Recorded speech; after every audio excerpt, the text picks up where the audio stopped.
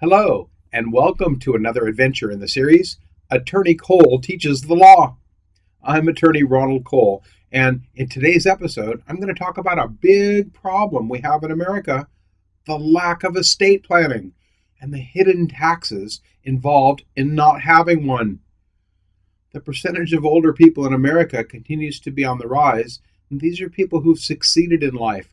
They've owned a home, raised a family, and they've earned a right to rest, and they are pretty confident that their life is in order. But what many of these people don't realize is that without a good estate plan, they're exposing their family to a real big hidden tax: probate court, the emotional tax, the economic tax, the time, the frustration, and, well, the publicity of probate court can be completely avoided with a good estate plan. In today's episode, I'm going to talk about what an estate plan is, what makes up an estate plan, and what parts of an estate plan you might need. In short, I'm going to try to give you the knowledge that you need to make decisions yourself, to decide on your own what you need and what you might not before you consult with an expert. Okay, here we go. Most people do no estate planning at all, which is way more expensive than having an estate plan in place. Of those that do, most people just do a simple will, which oftentimes does not keep your family out of probate court. 2 out of 3 people surveyed say they have no estate plan at all, and a staggering number, 78% of young people, have nothing in place whatsoever. Even more surprising is that 64% of people ages 37 to 52 don't even have a will, and 40% of people ages 53 to 71 don't have a will. That's a lot of Americans who need one, and yet when you ask people and survey people, 1 in 4 Americans say you need a will by age 35. COVID has changed the way America thinks. The unexpected shock has alerted many younger Americans to the concept that, well, life is sometimes short. Therefore, awareness seems to be on the rise, and I'm hoping with this education you'll be empowered so that you can make good decisions about having an estate plan.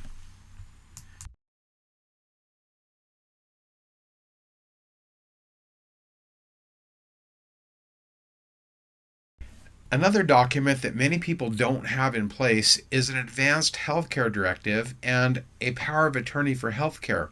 In a horrible medical emergency, your family might not even be able to speak to the doctors, much less have input in life-changing decisions. It's important and relatively simple to have these documents set up in advance. It's impossible to create them after the fact. A good estate plan always has these documents inside. Just like healthcare documents, most people don't have a power of attorney for financial matters in place before an emergency. This is a document that can allow your family to, well, take money out of your checking account and pay your medical bills, or pay for a tow truck to remove your car from the scene, etc. Obviously, there are some urgent and important financial matters that might come up in the middle of an emergency. Your family can't help if you don't have this document in place. This is yet another document that I always include in a good estate plan.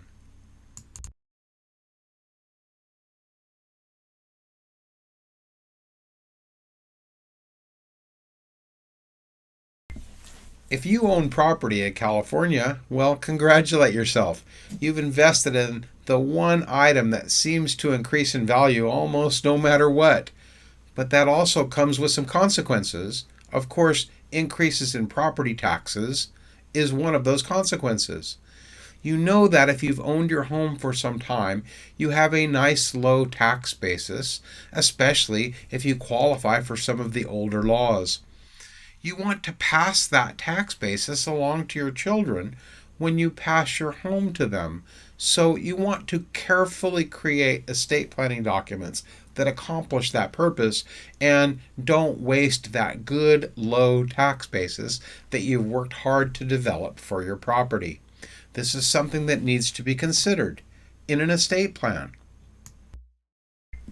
If you own property and you pass away without a trust in place, your family must go to probate court in order to change the name on the title to the person you've chosen or to the person the judge will choose if there's no estate plan in place at all. If the judge chooses simply to sell your property, then your family loses that good tax basis and it may not go to the person you want it to go to. If you want to preserve that tax basis for one of your children and pass the property to that child, you need a good estate plan in place. Probate court is very expensive. The filing fee alone is $450. There's attorney's fees and executor fees and accounting fees, appraisal and valuation fees, and, well, various miscellaneous fees and costs, not to mention the time and frustration and public nature of probate court. The greater the value of your property, the more expensive probate court is, and, well, the more you need a good trust in place. Basically, if you own real estate in California, if you own property in California, you need a trust. The value of your property exceeds the value of the cost of putting a trust in place. It's much cheaper to have a trust than to pass away without one. In probate court, your family can count on paying 4 to 7% of the overall value of your estate, and even more in some cases. For your family to get access to simple things like your checking account or your credit card bills, your utility bills, there's either got to be a court order or an estate plan with good powers of attorney in place prior to that time.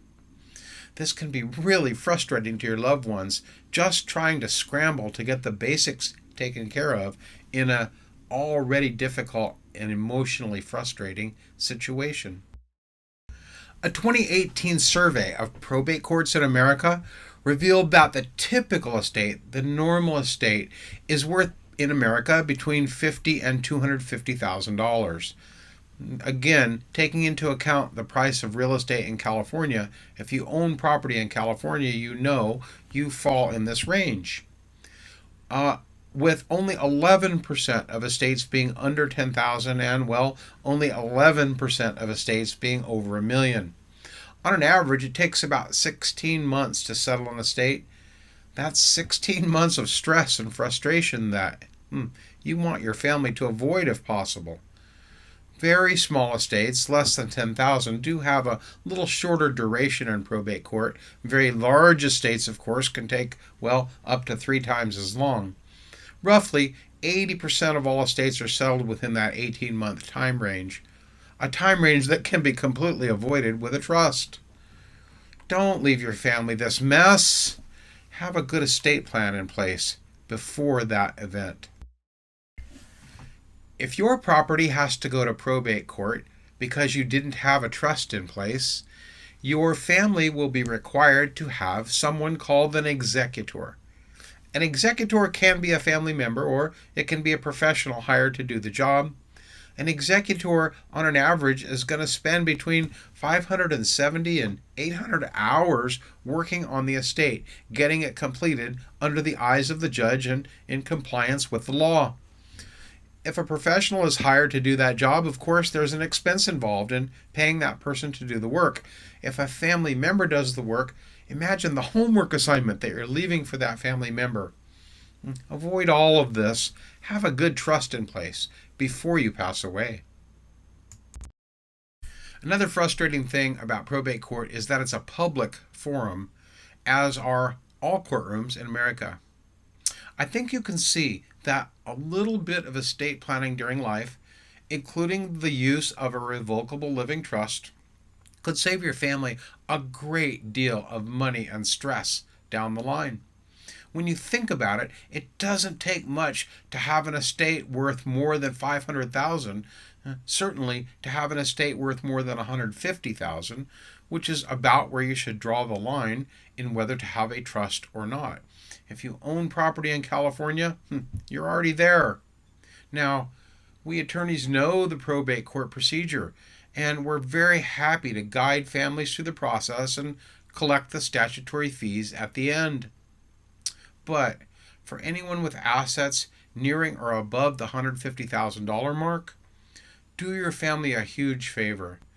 Call me first to sort all this out during your life so that you can make these decisions and you can avoid your family from having to go through this horrible, frustrating, and expensive process called probate.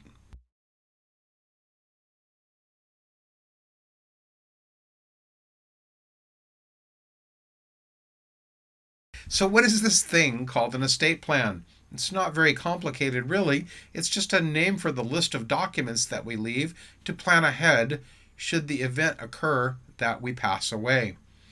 When I create an estate plan, I always include a family living trust, pour over wills for members of the family, advanced health care directives, and HIPAA compliant medical releases, a power of attorney for financial matters, and a certificate of trust for your family to present instead of presenting the entire trust when it's needed for legal situations. This, to me, comprises a good estate plan, and again, in today's world, most people need one.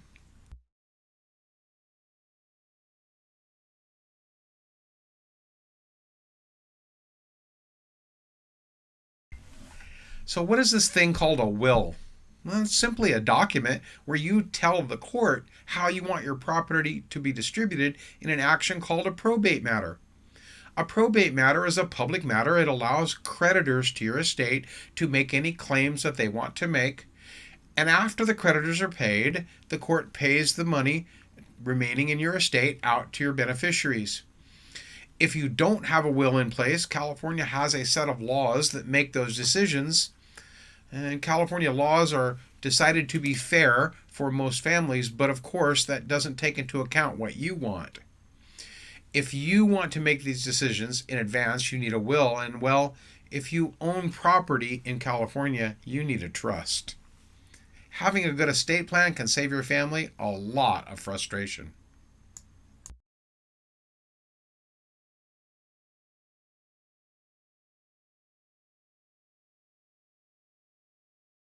For most people, the number one reason they don't have a will or a trust in place is simply procrastination. They put it off.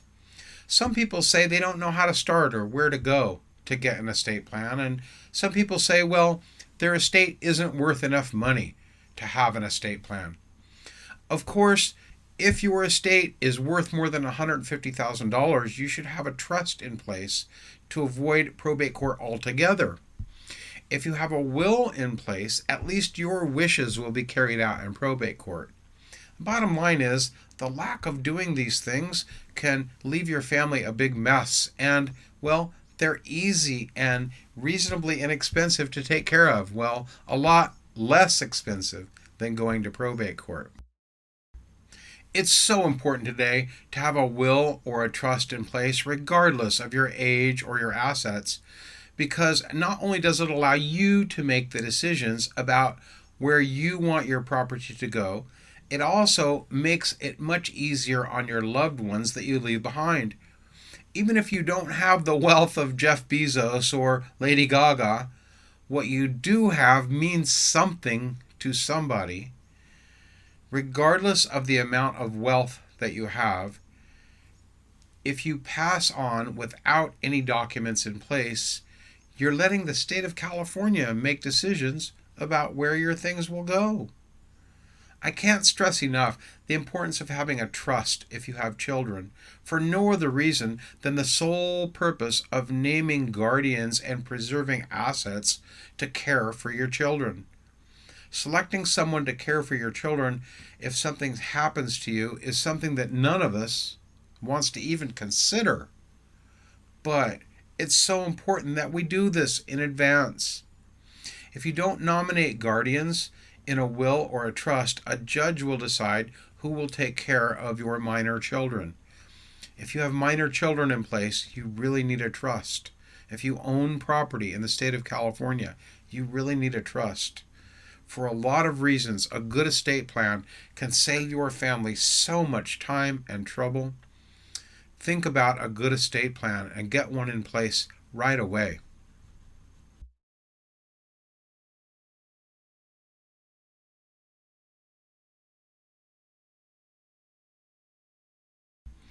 A trust is an agreement between two parties, a settlor and a trustee.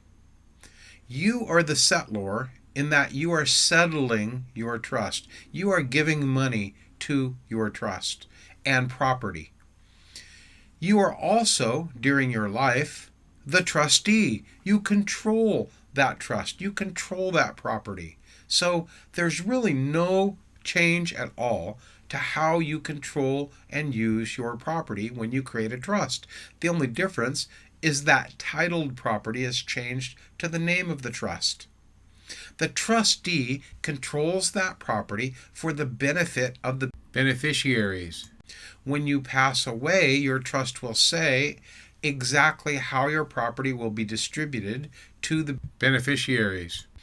If you're a husband and wife, on the passing of the first spouse, a trust will be created to hold that spouse's property, but the second spouse, the surviving spouse, remains the trustee of both trusts and has complete control over all the property until the passing of the second spouse. In other words, a trust is simply an imaginary box that you put your property in.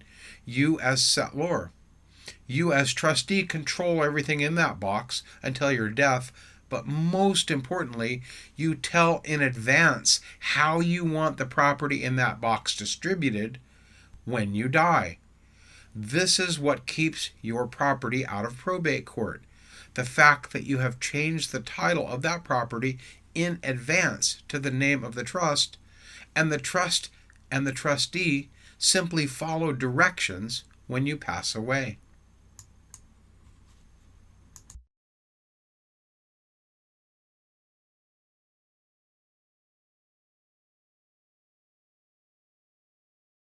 So, what is a trustee? Well, a trustee is the person who's in charge of running the trust. In most living trusts, you are the trustee of your own trust to begin with. And when you or your spouse passes away, the trustee becomes a person that you designate. Most of the rules regarding a trustee's job are written with the idea of a third party running the trust, someone you designate later. So the rules are very strict. A trustee owes what's called a fiduciary duty. This means that the trustee must give their obligation to making sure they protect the beneficiaries in the trust. The trustee must avoid any conflict of interest or self-dealing in working as the trustee. When they purchase assets for the trust, when they sell assets for the trust, when they do the business of the trustee owes the utmost faith to the beneficiaries and to the trust.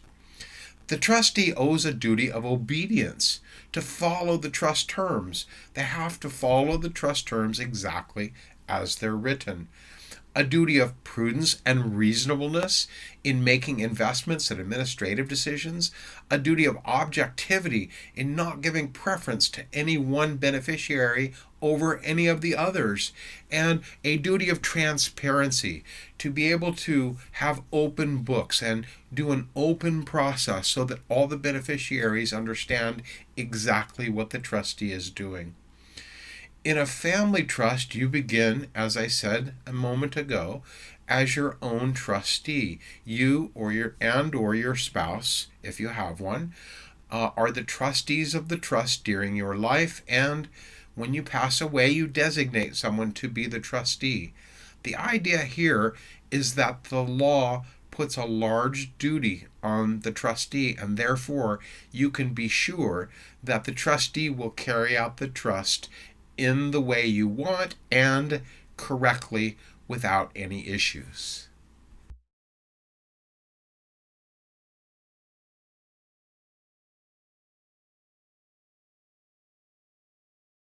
So why should you have a trust instead of a simple will? Trusts are useful for several reasons. I guess the biggest reason is avoiding probate court altogether. Providing more support than wills for larger cases is a reason. Large amounts of property, or someone who has a disability or an expected disability, these are important reasons to have a trust. The most notable difference between a will and a trust, of course, is that when the documents come into effect. A will comes into effect when the person passes away. A trust comes into effect immediately. And this is the legal reason why a trust avoids probate court altogether. Since it takes effect immediately, we call it a living trust. And again, it carries out the instructions through your trustee, your spouse, a trusted child or heir, or a trusted friend. That person steps into the role of trustee, carries out your instructions exactly upon your passing. There's no need for probate court and no need for a judge. It helps avoid a lot of frustration, and it's really needed in a lot of situations that people don't realize. While everyone's situation is unique, the general rule is that the larger the value of the estate, the greater the need is for a living trust. The main reason here, of course, is to avoid probate, which can be a long and costly process, especially for larger estates. Additionally, when a will goes into probate, it becomes a court document. A living trust, on the other hand, is not made public upon your death, so your estate can be managed in private.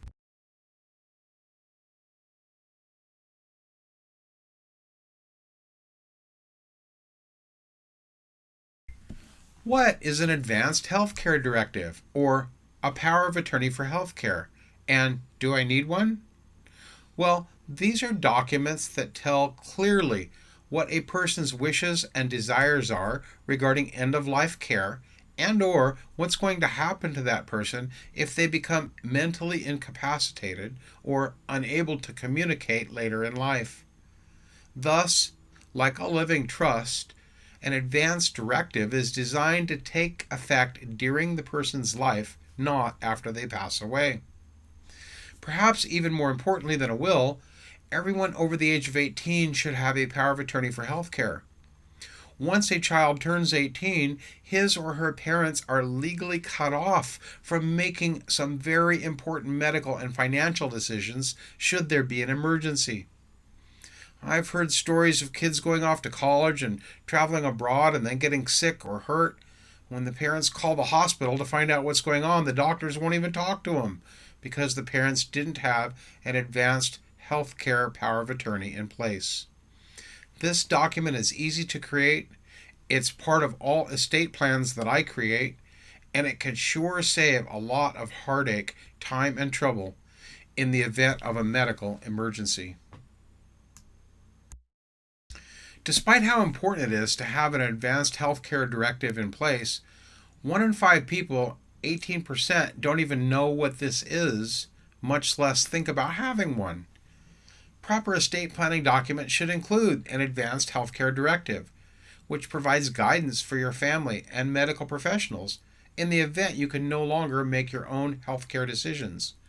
If you have an aging parent, you have this nightmare in the back of your head that in a medical emergency, you may not be able to participate in those decisions. An advanced healthcare directive can ensure that you and your family are able to make decisions and have input regarding medical care, be able to talk to the doctors. The directive takes the pressure away from the family. A medical directive tells your family what end of life healthcare decisions you want, thus taking the pressure off of them from having to make those very difficult decisions in an always difficult situation.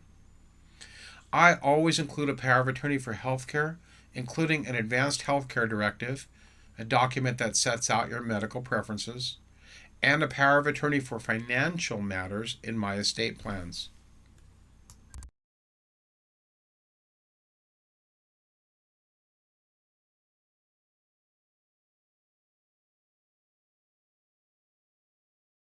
A power of attorney for financial matters is very similar to a power of attorney for healthcare. This document gives your loved ones the powers they need in order to keep running your financial matters should you become incapacitated. Most people choose to have this document come to life once they become incapacitated, although you can choose to have it become alive immediately upon signing.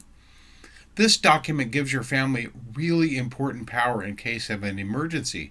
The power to keep running your business, the power to pay your bills, the power to take care of financial things, to take care of medical bills and work things out for you should you become incapacitated. This is a super important document to have in advance. It cannot be signed after the incapacitation, and it's always included in the estate plans that I write.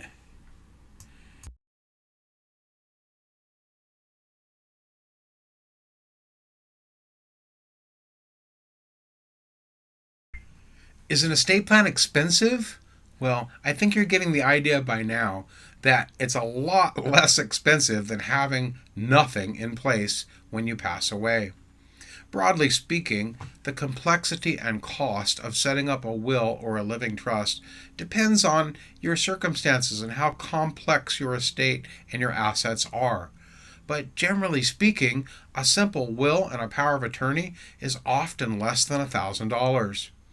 For a custom-made, legally current trust, especially for individuals or couples who own real estate and have modest wealth and straightforward wishes, a simple estate plan can be prepared quickly and inexpensively and often begin around $1,000.